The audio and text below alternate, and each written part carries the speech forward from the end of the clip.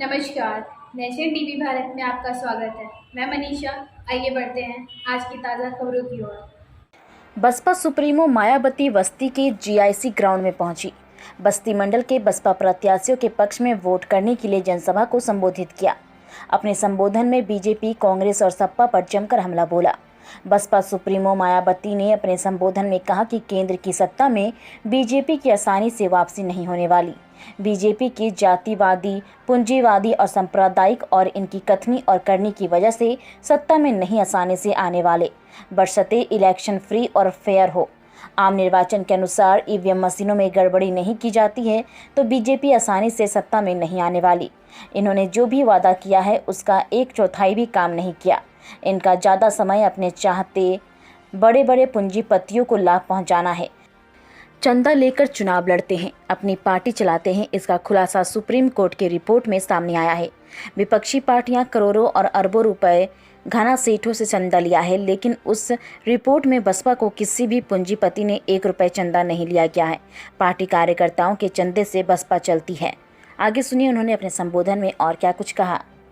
जातिवादी, पूंजीवादी, संकीर्ण, सांप्रदायिक व द्वेषपूर्ण नीतियों एवं कार्य प्रणाली आदि से तथा इनकी कथनी व करनी में भी काफी अंतर होने की वजह से अब ऐसा लगता है कि इस बार ये भारतीय जनता पार्टी भी केंद्र की सत्ता में आसानी से वापस आने वाली नहीं है।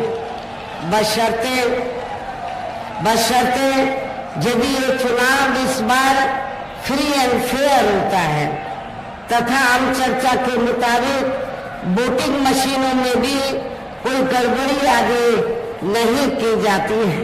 देश की जनता काफी हद तक इस बात को समझ चुकी है कि इनकी पार्टी ने अब तक देश के विशेषकर गरीबों, कमजोर तबकों, मध्यम वर्गीय एवं अन्य मेहनतकश लोगों को जो इन्हें अच्छे दिन दिखाने के असंख्य प्रलोभन भरे वायदे किए हैं तथा अनेकों हवाई व कागजी गारंटी आदि भी दी है, तो उनका जमीनी हकीकत में अभी तक इन्होंने लगभग 1/4 हिस्सा भी कार्य पूरा नहीं किया है, बल्कि इसके स्थान पर इनका ज्यादातर समय व ताकत भी यहाँ इनके अपने चहेते रहे बड़े बड़े पूंजीपतियों एवं धन्ना सेठों को ही ज्यादा से ज्यादा माला माल व धनवान आदि बनाने में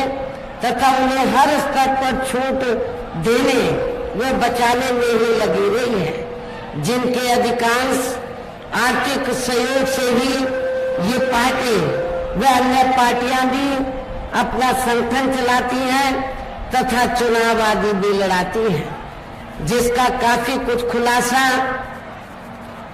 बॉन्ड की आई रिपोर्ट से भी हो जाता है। जब रिपोर्ट आई तो आपको ये जानकर आपको लगा होगा कि इस रिपोर्ट में बीएसपी तो किधर नहीं है। जब रिपोर्ट आई तो रिपोर्ट में कांग्रेस, बीजेपी व जो अन्य और विरोधी पार्टियां हैं, तो रिपोर्ट से ये खुलासा हुआ कि इन सभी विरोधी पार्टियों ने तो देश के बड़े बड़े पूंजीपतियों व धन्ना सेठों से बॉन्ड के जरिए अपनी पार्टी के संगठन को चलाने के लिए, चुनाव आदि लड़ाने के लिए करोड़ों व अरबों रुपया लिया है। लेकिन उस रिपोर्ट में कहीं ये वर्णित नहीं था कि बहुजन समाज पार्टी ने किसी भी पूंजीपति या धन्ना सेठ से 1 भी रुपया अपनी पार्टी के संगठन को चलाने के लिए या चुनाव आदि लड़ाने के लिए लिया है।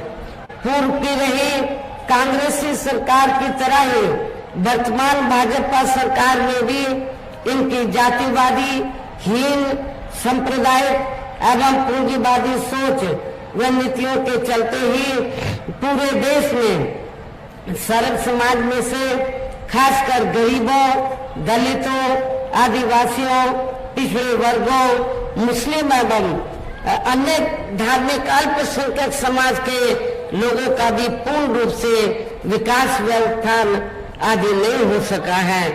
और इस संदर्भ में जैसे आप लोगों को ये मालूम है कि पूरे देश में यहाँ दलितों, आदिवासियों एवं अन्य पिछड़े वर्गों का सरकारी नौकरियों में वर्षों से अधूरा पड़ा आरक्षण का कोटा भी अभी तक पूरा नहीं भरा गया है।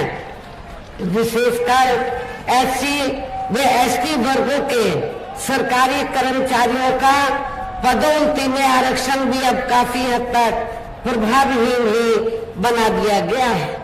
और खासकर सपा सरकार के दौरान तो ये व्यवस्था ही बिल्कुल जड़ से खत्म कर दी गई थी कि केंद्र व राज्यों में भी विरोधी पार्टियों की रही सरकारों में इन सभी वर्गों को प्राइवेट सेक्टर में आरक्षण दिए जाने की व्यवस्था किए बिना ही इनकी सरकारों के ज्यादातर सरकारी कार्य अब प्राइवेट सेक्टर के जरिए ही इनके बड़े बड़े पूंजीपतियों व धरना सेठों आदि को ही दिए जाने के कारण अब इनको पूरे देश में आरक्षण का बहुत कम ही लाभ मिल पा रहा है।